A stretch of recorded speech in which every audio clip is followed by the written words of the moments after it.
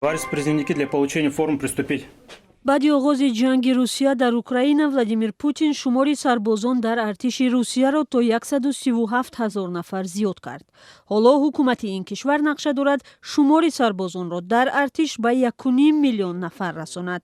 С радостью. با خوشحالی به خدمت رفتم. به قسم حربی هوایی افتیدم و از این خوشحالم. Мои войска и очень этому рад. дар Русия ҷавонони аз 18 то 27 сола ба хизмати ҳатмии ҳарбӣ даъват мешаванд, аммо амалан шумори каме аз ҷавонони зери ин син ба хидмат ҷалб мешаванд. ба далели таҳсил дар мактабҳои олӣ ва имтиёзҳои дигари пешниҳодшуда аксар ҷавонони зери синни 27 муваққатан аз хизмат озоданд. гузашта аз ин солҳои ахир шумори даъватшавандаҳо ба артиши Русия ба таври чашмрас кам шудааст. ҳоло тибқи қонун ба артиш ҷавононе даъват мешаванд, ки дар солҳои ба истилоҳ дар чоҳи демографӣ қарор доштани Русия таваллуд шудаанд.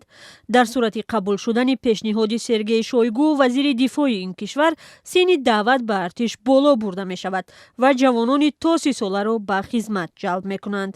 Хорошей, удачной вам службы, ребята. Это расчет на то, чтобы اینجا هدف فراگیری جوانان بیشتر به ارتش است. اگر سال آینده شماری سربازان را در ارتش بیشتر کنند، پس باید معیار دعوت جوانان به صف قوه‌های مسلح وسیع‌تر کرده شود. призывной контингент, так сказать, побольше. ҷавононе ки дар солҳои 1995, 1994 ва 1993 таваллуд шудаанд, соли 2023, 28, 29 ва 30 сола мешаванд. онҳо дар даврае таваллуд шудаанд, ки Русия дар оғози фуруравӣ ба чоҳи демографӣ қарор дошт, яъне дар кишвар камшавии аҳолӣ шурӯъ шуда буд. таҳлилгарон мегӯянд, агар ҳоло ҳукумати Русия синни даъват ба хидматро боло барад, шумори даъватшавандаҳо ба артиш садҳо ҳазор нафар зиёд мешавад. Ну, судя по переписи 2010 года и дальнейшему. бино ба нуфузшумории соли 2010 ва нишондодҳои минбаъда, агар шумори мардони аз 18 то 27 сола то оғози соли оянда 7,3 миллион бошанд, шумори ҷавонони 21 то 30 сола ба 7,6 миллион мерасад.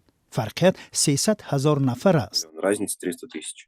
қисме аз ҷавонони зери синни 30 баъди оғози мобилизатсия ё сафарбарсозӣ ба артиш барои муддате кишварро тарк карданд, аммо гурӯҳе ҳам дубора баргаштанд ва имкон дорад онҳо акнун чун сарбоз ба хизмати ҳарбӣ даъват шаванд. мавсими баҳории даъват ба артиш дар Русия аз 1 апрел оғоз мешавад. агар пешниҳоди вазири дифоъ қабул шавад, ҷавонони болотар аз синни 27ро ҳам ба хидмат мебаранд. Сергей Шойгу ҳамчунин пешниҳод кард, ки ба сарбозон имкон дода шавад аз рӯзи аввали хидмат бо вазорати дифоъ қарордод банданд.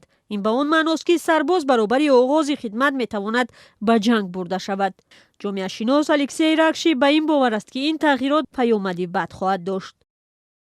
Вообще у нас пик рождаемости примерно в 29 лет у женщин. дар кишвари мо синни баландтарини таваллуд барои занон 29 ва барои мардон 32 солагӣ аст.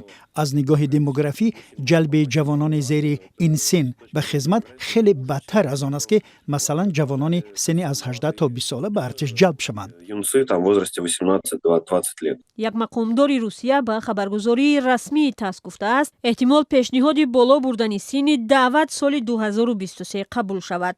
ҳомиёни ҳуқуқ аз он нигаронанд, ки мумкин аст ҷалби ҷавонони 27-30 сола ба хидмат аз ҳоло дар Русия шурӯъ шавад.